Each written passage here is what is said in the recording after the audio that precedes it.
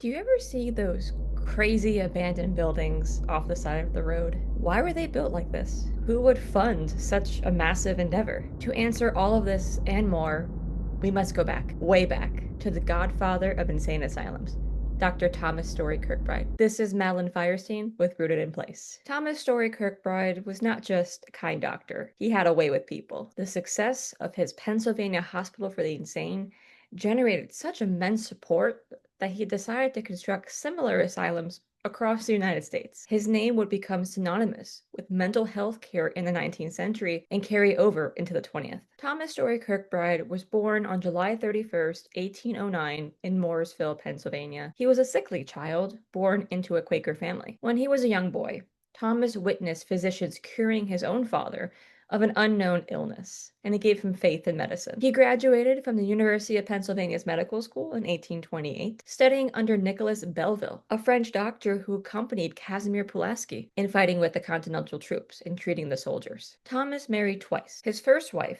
Anne West Jenks, died in 1862, leaving behind their only child, a daughter named Annie, who was born in 1840. He married his second wife, Eliza Butler, who died much later in 1919. The couple had four additional children: Franklin, born 1867, Thomas Jr., born 1869, Mary, born 1874, and Elizabeth, born 1875. Upon graduation, Thomas migrated to the Pennsylvania Hospital. As of 1840, the year his first child was born, this hospital treated patients with physical and mental ailments in the same building. Thomas was offered the position of superintendent of the new Pennsylvania Hospital for the Insane in 1841. He had toured other institutions before this position and learned from their mistakes. He essentially became the hospital's first chief physician, a position he's going to hold for 43 years until his death. Many came to refer to this hospital simply as Kirkbride's Hospital. Now, only half his patients recovered and re-entered society,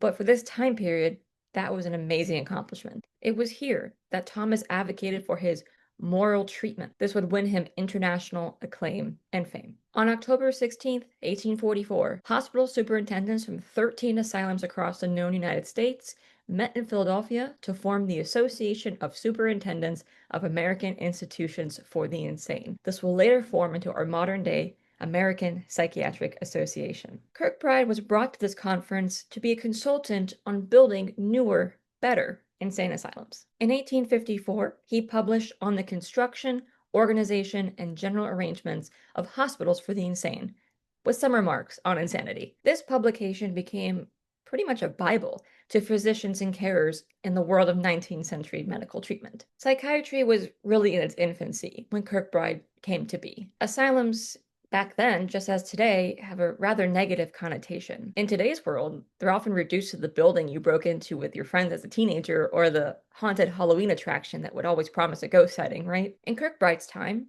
doctors viewed mental illness as something dangerous, something to be controlled. If you were experiencing adverse or chronic mental health systems, you'd be thrown in jail or a hospital with jail-like conditions. Healing and wellness were an afterthought.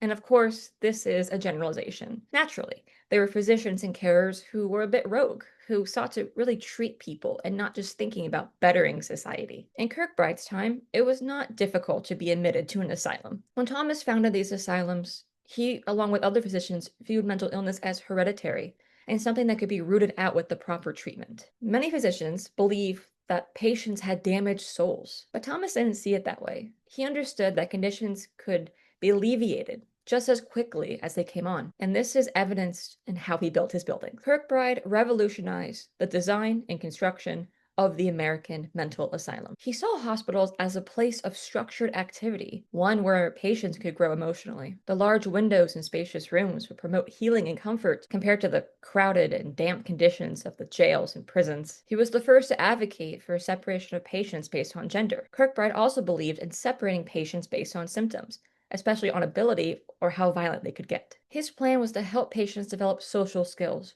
which would enable them to re-enter society a little easier. Robert Kirkbride, descendant of Thomas, is an architect and professor at the Parsons School of Design. In a 2024 article for Places Journal, Robert assessed the failure of his ancestors' construction, but also praised his philosophy. Kirkbride really understood the importance of suggesting confidence and calmness through the architecture. The Kirkbride plan created a code that melded soft human touches, to the physical environment to create a new way of treatment. By 1850, Kirkbride's methods were being hailed as the best means of restoring the diseased mind. He made frequent visits to patients. He acquired their confidence and trust. He treated patients with firmness and kindness, despite their wayward disposition. Kirkbride's plan seemed to be flawless, right? Let's keep in mind of how his plan compared to the relative barbarism that patients experienced before. But we also must balance the fact that Thomas was a 19th century dweller, and his knowledge of the brain was minimal compared to our understanding today. In an 1885 memoir, compiled by his colleagues after his death, Kirkbride exhorted to place institutions in the best possible condition for the promotion of the welfare of its inmates.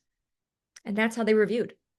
Inmates. Insane asylums in the 1800s treated a lot more than our modern psychiatric wards do today. They treated the blind, the deaf, intellectually disabled, physically handicapped, and those afflicted with conditions who would not be locked away in today's world, such as epilepsy, cerebral palsy, deformities, dwarfism. Grieving parents or spouses who could not cope with a loss were sent to their local asylum for relaxation. Family members who gambled away fortunes, drank to excess, or developed a dependency on the latest medical craze like opium or morphine were also admitted, often against their will, to Kirkbride's asylums. In 1879, an illness left Thomas an invalid. He was unable to make rounds in his hospitals, so instead the physicians came to him in his home. He continued to run operations of the hospitals up until the last 9 months of his life. He died on December 16th, 1883, in Philadelphia, at the age of 74. The world was starting to move on from the winged blueprints and sprawling fields in Kirkbride's vision. Challenges to the Kirkbride plan include declarative statements that it was too expensive to uphold. Heating and cooling, amenities, and clean water were already very expensive in the 19th century. Many folks advocated that, hey,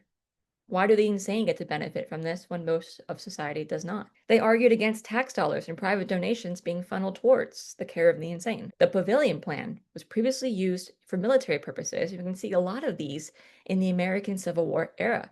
They were used previously for barracks, hospitals, or prisons. This was one of the early challenges to the Kirkbride plan. But the cottage plan ended up ousting Kirkbride's dominance in the early 20th century. Inspired by communal living, these freestanding cottages grouped residents by demographic, ability, and needs. Additionally, the cottage plan offered more of a real-life simulation. It mimicked the environment of a typical house or boarding house setting. They were cheaper to build, easier to heat, and managed better expectations of how to readmit patients into society. Despite the decline in interest and investment, many of Kirkbride's philosophies carried over into the next generation. Fresh air and amenities and hard work ethic course, were idealized. It became twisted, however, when new therapies, such as cold water, electric shock, and intense isolation, started to replace this idealistic Kirkbride vision. Sadly, many of these buildings have been demolished or lost to time. Some have even been modified beyond recognition, transforming into entirely different purposes. Here at Rooted in Place, we understand the challenges that these buildings present. Many face damaging asbestos, crumbling foundations, or unsafe conditions. We view these complexes as educational tools to help teach us about the history of psychiatry, and to not let the memory of these patients wither away as these walls come crashing down. Thank you for watching. For more information on Thomas Story Kirkbride or the work done at Rooted in Place, please follow us on social media or visit our website.